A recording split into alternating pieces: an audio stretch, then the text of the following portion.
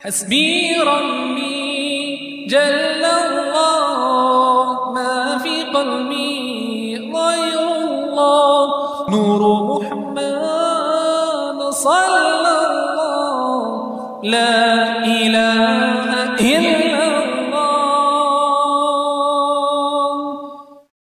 Assalamualaikum warahmatullahi wabarakatuh. Bismillahirrahmanirrahim. Alhamdulillahi rabbil alamin. Wassalatu wassalamu ala ashrafil anbiya'i wal mursalin Sayyidina Muhammad wa ala alihi wa sahbihi wa man walah. Para penonton yang dihormati, muslimin muslimat yang dirahmati Allah sekalian, alhamdulillah kita dapat bertemu lagi dalam rancangan Irsyad Hukum. Dalam rancangan kali ini saya akan membawakan serba sedikit penjelasan mengenai kewajipan zakat fitrah. Sidang penonton sekalian, mengeluarkan zakat sama ada zakat fitrah atau zakat harta, hukumnya adalah wajib dan ianya merupakan salah satu rukun daripada rukun-rukun Islam. Sesiapa yang tidak mengeluarkan zakat adalah berdosa besar. Bahkan jika dia ingkar akan ketetapan hukum tersebut, boleh menyebabkannya terkeluar daripada agama Islam, yakni murtad. Firman Allah Subhanahu wa taala dalam surah At-Taubah ayat 103. A'udzubillahi minasyaitonir rajim. Khudh min amwalihim shadaqatan tutahhiruhum wa tuzakkihim biha. Ambillah ya Muhammad, wahai Muhammad, sebahagian daripada harta mereka sebagai sedekah, yakni zakat, supaya dengannya engkau membersihkan mereka daripada dosa dan mensucikan mereka daripada akhlak yang buruk.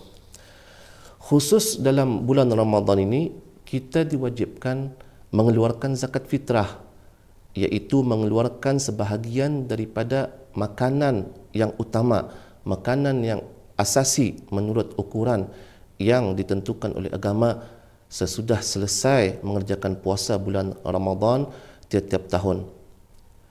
Menurut mazhab Syafi'i bahawa zakat fitrah itu wajib dikeluarkan daripada makanan yang asasi yang boleh mengenyangkan.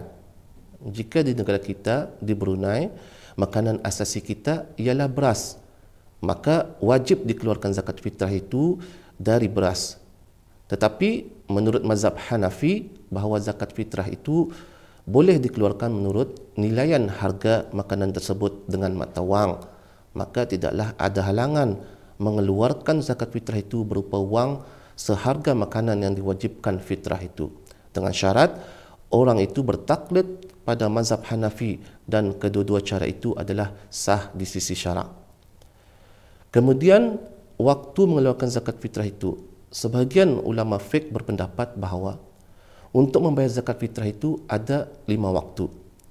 Pertama, waktu wajib, iaitu sesudah terbenam matahari akhir bulan Ramadan. Kemudian kedua, waktu sunat, selepas sembahyang sunat, selepas sembahyang subuh sehinggalah imam mendirikan sembahyang hari raya. Kemudian waktu harus, iaitu sejak dari awal bulan Ramadan. Jadinya kita sudah diharuskan mengeluarkan zakat fitrah seawal bulan Ramadan. Kemudian keempat, waktu makruh, iaitu selepas sembahyang hari raya hingga jatuh matahari hari raya. Kemudian kelima, waktu haram, sesudah jatuh matahari hari raya pertama. Bahkan perbuatan ini adalah suatu dosa dan wajib juga dibayar sebagai qada, kerana mengeluarkan zakat fitrah di luar waktu.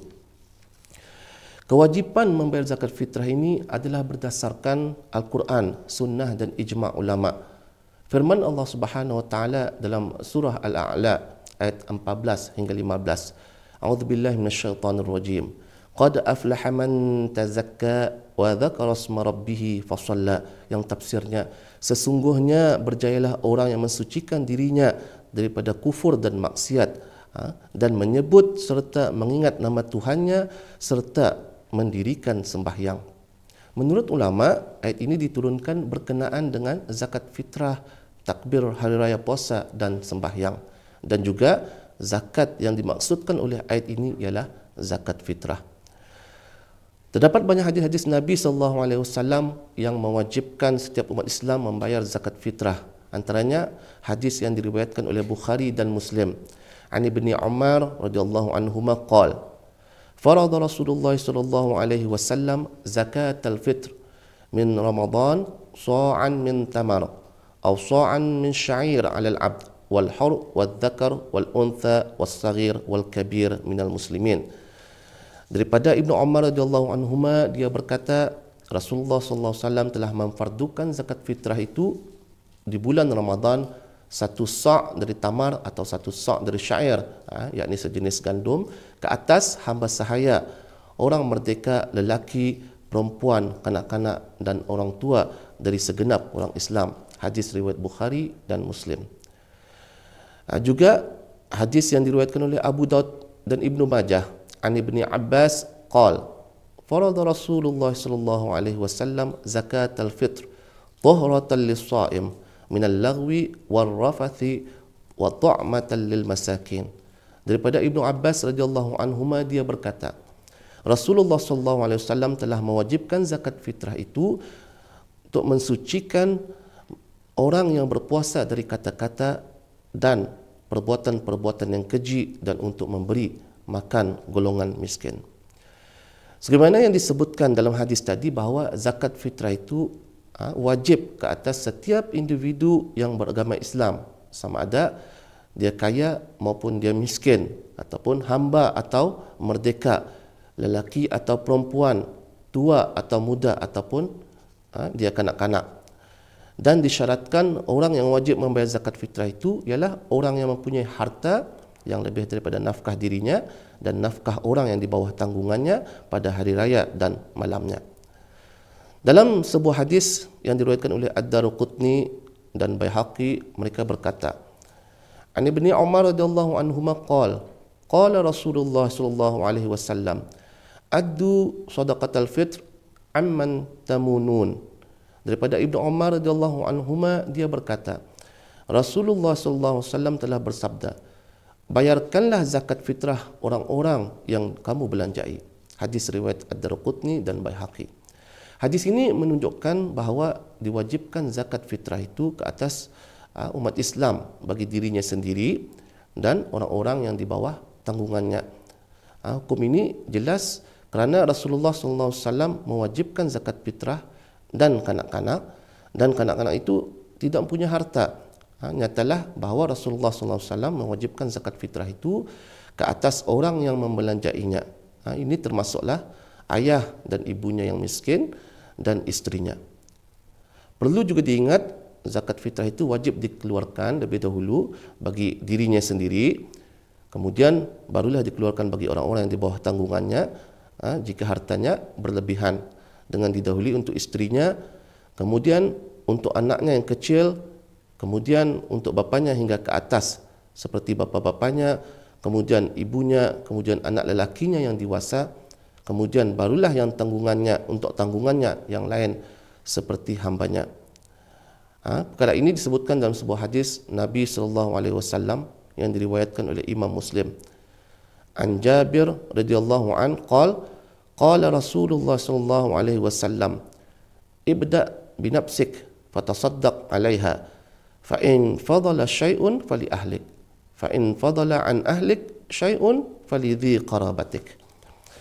Daripada Jabir radhiyallahu an, dia berkata Rasulullah SAW telah bersabda, mulailah dengan diri engkau sendiri lebih dahulu, maka bersedekahlah untuk dirimu sendiri, maka jika ada lebihnya sedekahkanlah untuk keluargamu, maka jika masih ada juga lebihnya sedekahkanlah untuk kaum kerabatmu. Hadis riwayat Muslim. Wajib seseorang itu berniat semasa mengeluarkan zakat fitrah, seperti katanya, ini zakat fitrahku, atau ini zakat fitrah istriku, atau ini zakat fitrah anakku, dan seumpamanya. Kita juga harus berwakil kepada seorang bagi mengeluarkan zakat fitrah bagi dirinya dan tanggungannya setelah masuk bulan Ramadan atau sebelum masuk bulan Ramadan. Sebagai contoh, lafaz berwakil itu, saya berwakil kepada awak mengeluarkan zakat fitrah dan jangan awak keluarkan melainkan dalam bulan Ramadan. Berkaitan dengan mengeluarkan zakat fitrah bagi orang-orang yang di bawah tanggungannya, ada beberapa isu yang berkaitan dengannya. Seperti pertama, anak-anak yang menuntut di luar negeri. Anak menuntut ataupun penuntut-penuntut, anak atau penuntut yang belajar di luar negeri, seperti di Eropah, di Timur Tengah atau di mana sahaja, zakat fitrahnya hendaklah dikeluarkan oleh anaknya sendiri, oleh penuntut itu sendiri di mana dia berada, bukan dikeluarkan oleh ibu bapanya yang berada di negeri asalnya. Sebagai contoh, anaknya penuntut itu sedang belajar di United Kingdom, maka hendaklah dia mengeluarkan zakat fitrahnya sendiri di situ juga, bukan dikeluarkan oleh bapanya yang berada di Brunei, iaitu negeri asalnya. Ini disebabkan tahap kemampuan penuntut ataupun anaknya itu dalam menanggung perbelanjaannya untuk dirinya sendiri adalah mencukupi melalui allowance yang diterimanya daripada kerajaan atau lain-lain agensi, atau melalui peruntukan kewangan daripada ibu bapanya. Maka dalam hal ini sudah tentu mereka mempunyai kelebihan makanan hari raya dan malamnya. Sebagai syarat wajib mengeluarkan zakat fitrah. Satu perkara yang perlu diambil perhatian juga, bahawa jika zakat fitrah penuntut ataupun anaknya itu dikeluarkan oleh bapanya yang berada di negeri asal, ianya bererti memindahkan zakat ke tempat lain, dan perkara ini adalah tidak diharuskan.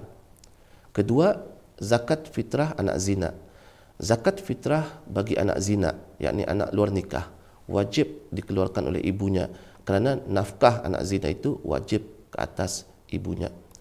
Ketiga, zakat fitrah pembantu rumah, yakni amah. Menurut Al-Imam Ibn Hajar rahimahullah, bahawa amah yang diberi gaji setiap bulan dan tinggal di rumah majikannya serta diberi makan, tiada wajib dibayar fitrahnya oleh majikannya. Begitu juga amah itu tinggal dan makan berasing, maka tiada wajib majikannya itu mengeluarkan zakat fitrahnya. Wallahu a'lam. Para penonton muslimin muslimat yang dihormati sekalian, demikian sahaja sedikit penjelasan mengenai kewajipan zakat fitrah. Mudah-mudahan dengan penjelasan yang singkat ini akan beri manfaat dan pengetahuan akan kewajipan zakat fitrah itu. Untuk akhirnya saya sudahi dengan aqulu qawli hadza wa astaghfirullah li wa lakum wa billahi taufiq wal hidayah. Wassalamu alaikum warahmatullahi wabarakatuh. حسبي ربي جل الله ما في قلبي غير الله نور محمد صلى الله لا إله إلا الله حسبي ربي جل الله ما في قلبي غير الله نور